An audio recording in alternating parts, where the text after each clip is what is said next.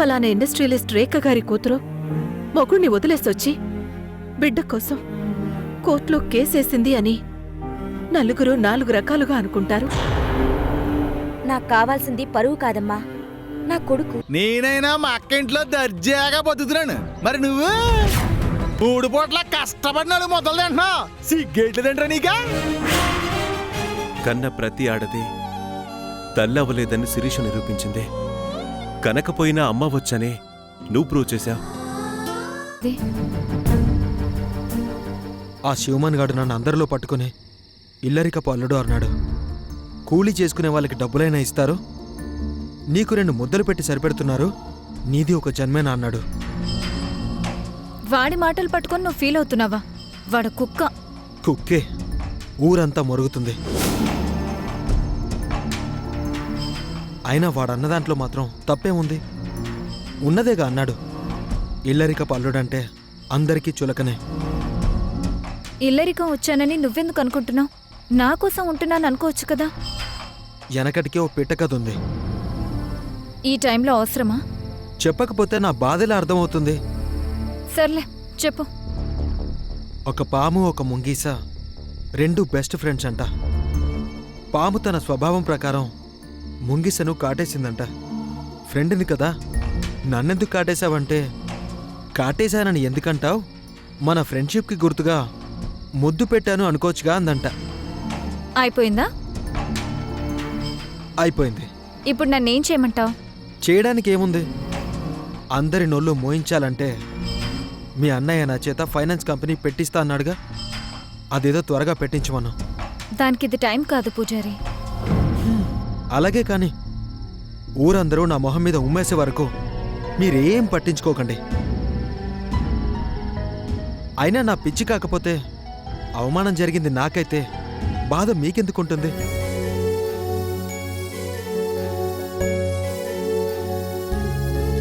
నేను మా పుట్టింటికి వెళ్ళిపోతా. అబ్బా, చిన్నపిల్లాళ్ళ మంకు పట్టు పడతావేంటి? ఇప్పుడున్న సిచ్యువేషన్లో అన్నయ్య దగ్గరికి వెళ్ళి డబ్బు కావాలని అడిగితే బాగోదు. కాస్త ఓపిక పట్టు.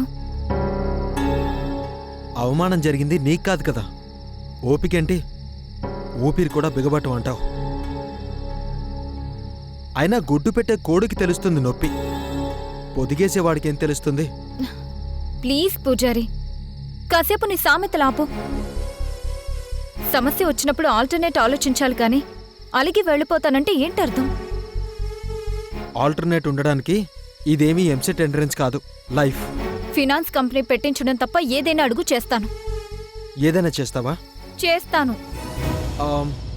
అయితే నాకు మర్యాదలు చేయాలి. అలాగే చేస్తాను.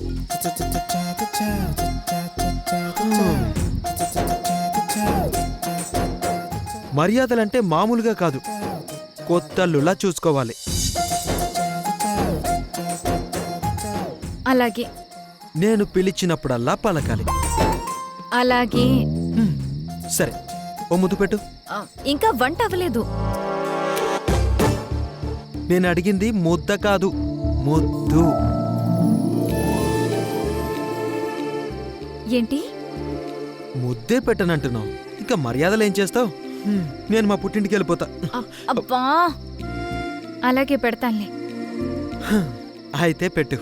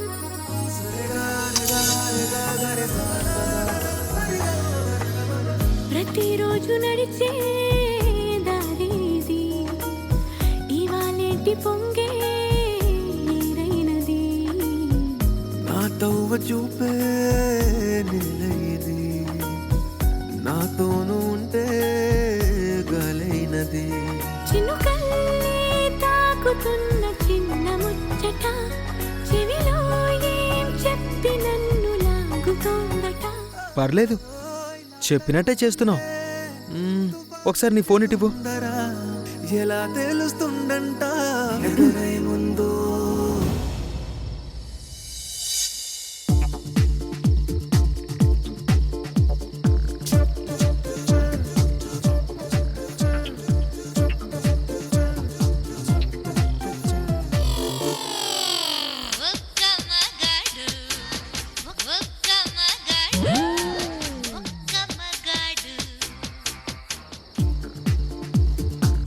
ఏంటి రింగ్ టోన్? ఇది నిన్ను అలర్ట్ చేసే రింగ్ టోన్. నాకు మూడ్ వచ్చినప్పుడల్లా కాల్ చేస్తా, వచ్చి సేవలు చేసుకో. అలాగే. That's good girl.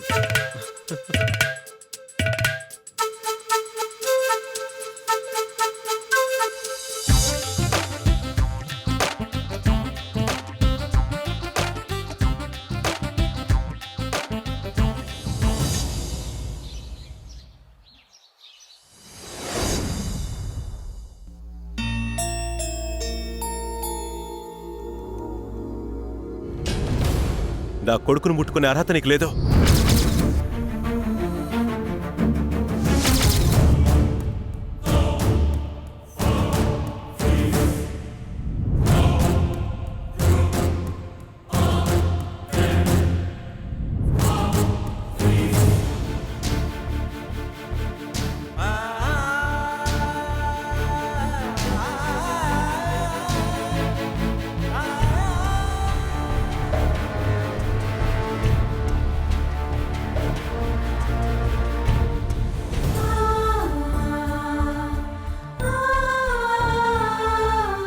అమ్మ శిరీష, నీ బిడ్డను నీకు దక్కేలా చేస్తానన్నానుగా, ఇంకా డల్గా ఉన్నావేంటి? నా కొడుకు నా దగ్గరకు వచ్చే వరకు నా మొహంలో సంతోషం ఉండదమ్మా. నమస్తే మేడం, నమస్తే. ఎలా ఉన్నారు? రండి కూర్చోండి.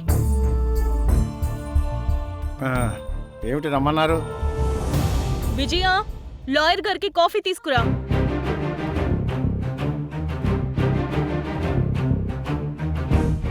చెప్పండి మేడం, ఏమిటి విషయం? నా కూతురు భర్తతో గొడవపడి వచ్చేసింది. డొమెస్టిక్ వైలెన్స్ కింద లోపలేయించమంటారా? అక్కర్లేదు. వాళ్ళ దగ్గరున్న నా కూతురు కొడుకును ఇక్కడికి రప్పించాలి. ఏ ఇవ్వనంటున్నాడా? అవును, అందుకనే మీకు కాల్ చేశాను, చట్టపరంగా వెళ్దామని. చట్టం ఎమోషన్స్కి పెద్ద వాల్యూ ఇవ్వదు మేడం, సాక్ష్యాలు ఆధారాల ప్రకారమే నడుస్తుంది. కానీ తల్లి బిడ్డల విషయంలో మాత్రం ఎమోషన్స్కే విలువిస్తుంది. బిడ్డ ఎప్పుడూ తల్లి దగ్గరే ఉండాలి, అదే సాంప్రదాయం, అదే చట్టం కూడా.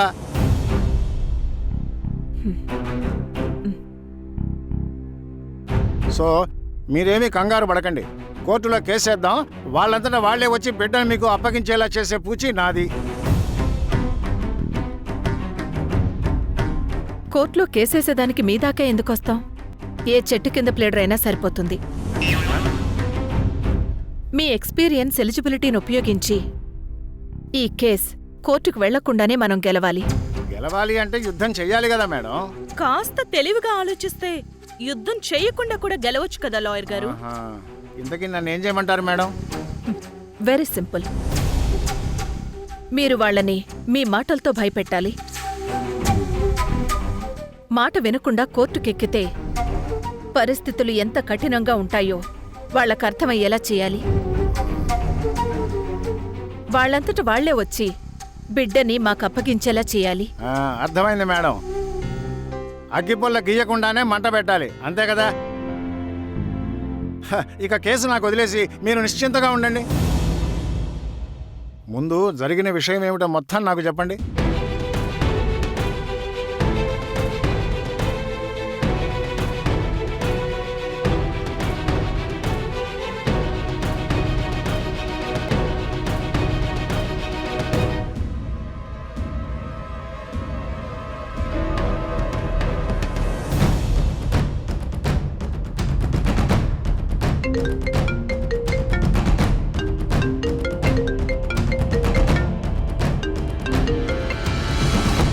Hello hello mister Harikrishna, lawyer రంగనాథ్ని మాట్లాడుతున్నాను.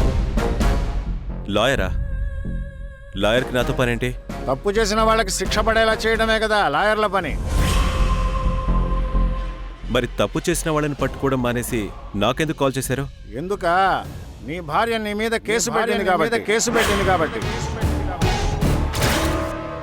నా భార్య నా మీద కేసు పెట్టిందా? పెట్టబోయేదే, కానీ అలా చేస్తే మీ రెండు కుటుంబాల పరువు పోతుందని ఆగాను.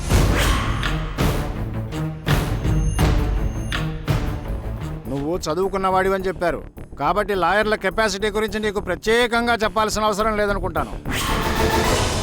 సో మిస్టర్ హరికృష్ణ, మర్యాదగా నీ అంతటి నువ్వే వచ్చి బిడ్డని వాళ్ళకి అప్పగించు, లేదా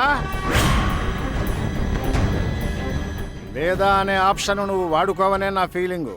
ఏమంటావు? సరే, వస్తాను. That's fine.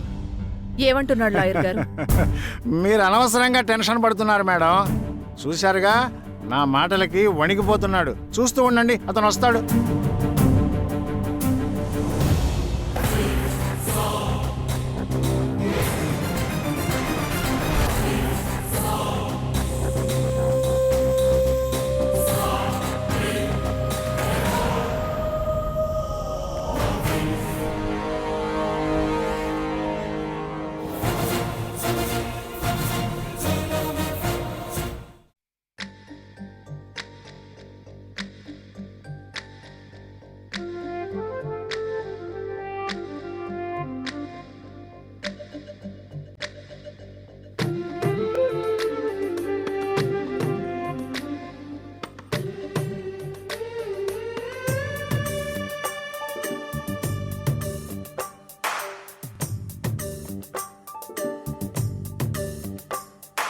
సిరులొలికించే చిన్ని నవ్వులే మణిమాణిక్యాలు, చీకటి ఎరగని బాబు కన్నులే మలగని దీపాలు, బుడి బుడి నడకల తప్పటడుగులే తరగని మాన్యాలు, చిటిపొటి పలుకుల ముద్దు మాటలే మాధన ధాన్యాలు, ఎదగాలి ఇంతకు ఇంత ఈ పసికోనా, ఏలాలి జగమంతా ఎప్పటికైనా, మహారాజులా జీవించాలి నిండు నూరెళ్ళు, సిరులొలికించే చిన్ని నవ్వులే మణిమాణిక్యాలు, చీకటి ఎరగని బాబు కన్నులే మలగని దీపాలు. జాబిల్లి జాబిల్లి జాబిల్లి, మంచి జాబిల్లి జాబిల్లి జాబిల్లి.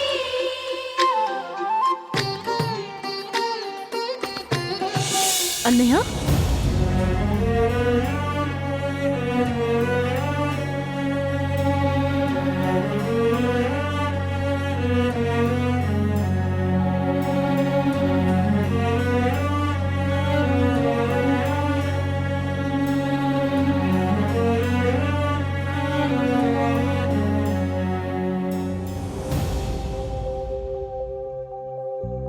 ఏమైందన్నయ్య? కళ్ళలో ఆ నీళ్ళేంటి? మనుషుల్ని చావు మాత్రమే వేరు చేస్తుందనుకున్నాను, కానీ కోర్టు కూడా వేరు చేయగలదని అర్థమైందమ్మా. అసలేమైందిరా? శిరీష బాబు కావాలని లాయర్ తోటి ఫోన్ చేయించింది. బాబునివ్వకపోతే కోర్టుకు వెళ్తానంటుంది.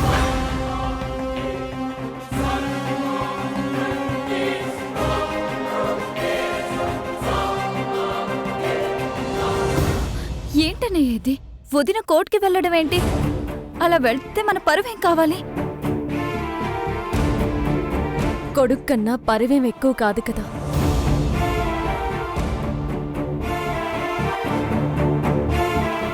వదిని లాంటి నిర్ణయం ఏదో తీసుకుంటుందని నేను ఎక్స్పెక్ట్ చేశాను, కానీ ఇంత త్వరగా రియాక్ట్ అవుతుందని అసలు ఊహించలేదు. ఇప్పుడు ఎలా అక్క? ఇప్పటికే జరిగిన ఇన్సిడెంట్స్ వల్ల ఊర్లో తలెత్తుకోకుండా అయింది. తప్పదర్చన, ఈ సమస్యని మనం ఎదుర్కొని తీరాలి.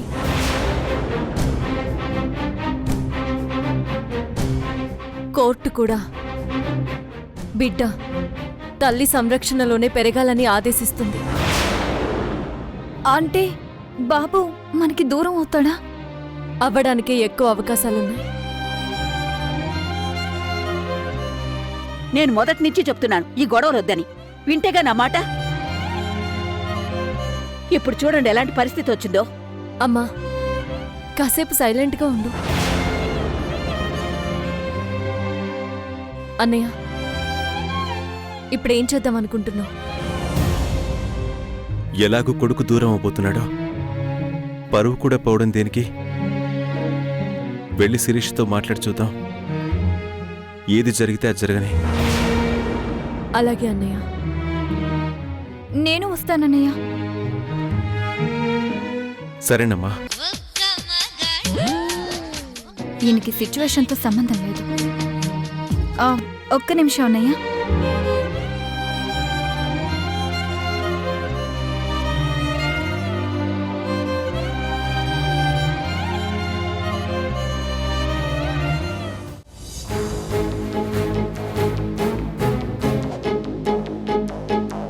ఏంటి పిలిచావు? నాకు మర్యాద కావాలి. ఇంట్లో స్టాక్ లేదు. నా లగేజ్ రెడీగా ఉంది. సరే సరే, ఎందుకు పిలిచారండి? భర్త లోపలుంటే నువ్వు బయటేం చేస్తున్నావు? చాలా సీరియస్ ఇష్యూ. వదిన బాబు కావాలని అన్నయ్యకి లాయర్ చేత ఫోన్ చేయించింది. అందుకే అందరం కలిసి హైదరాబాద్ వెళ్దాం అనుకుంటున్నాం.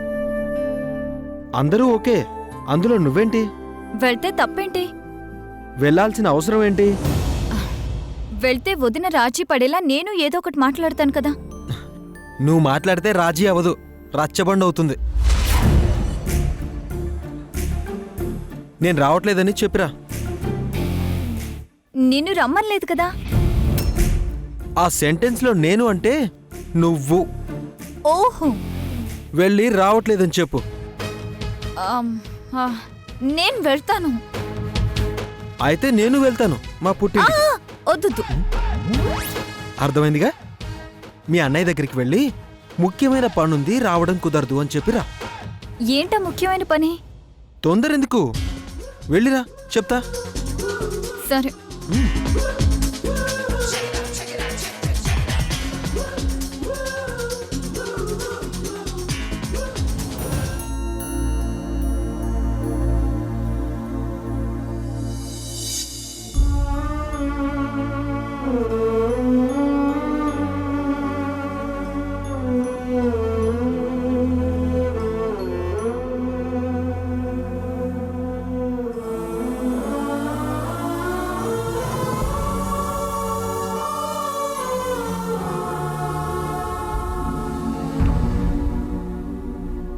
ఏం కోరుకుంటున్నావు హరి?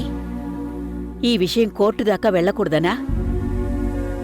లేదమ్మా, నా కొడుకు ఆ రాక్షసు నీడలో పెరగకూడదని. ఏ భార్య అయినా తన భర్త చెల్లెలికి మొదటి ప్రాముఖ్యత ఇవ్వకూడదనే కోరుకుంటుంది. అలాగే ప్రతి భర్త తనకొచ్చిన భార్య తన కుటుంబాన్ని తనకు దూరం చేయకూడదు అనుకుంటాడు. కాని నా భార్య నా ప్రాణాన్ని నాకు దూరం చేయాలని చూసింది.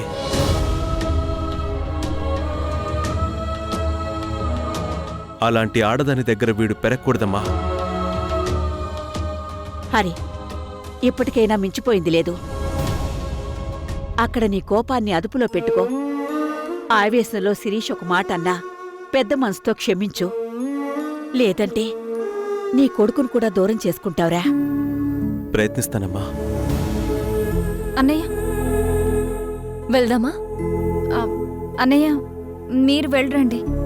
ఏమైంది? నువ్వు వస్తానన్నావుగా. ఏదో ముఖ్యమైన పనుందని పూజారి ఆగిపోమన్నాడు. అంత కొంపలు మునిగిపోయే పనేంటి? సర్లేమ్మా, మనం వెళ్దాంలే. పద.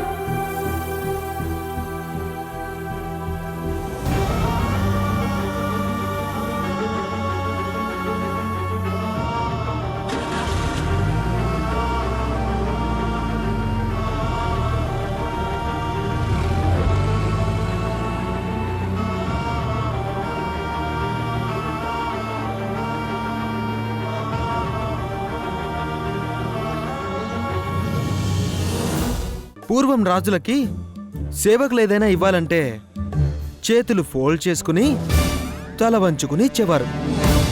అంటే నేను సేవకురాలనా? నేను రాజునని చెప్తున్నా. మొదలు పెట్టి హోలా హోరే